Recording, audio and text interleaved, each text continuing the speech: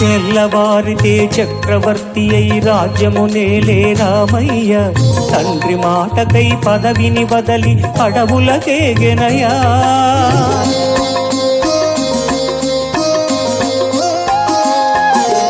మహిళ జనులను కావగ వచ్చిన మహావిష్ణు అవతారమయ. ఆడిని రక్కసుడపహరించితే ఆక్రోశించెనయా.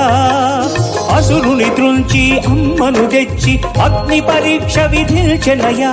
సాకలి నిందకు సత్యము చాటగ కులసతినే విడనాడెనయ. నా రాముని కష్టం లోకంలో ఎవరూ పడలేదయ్యా.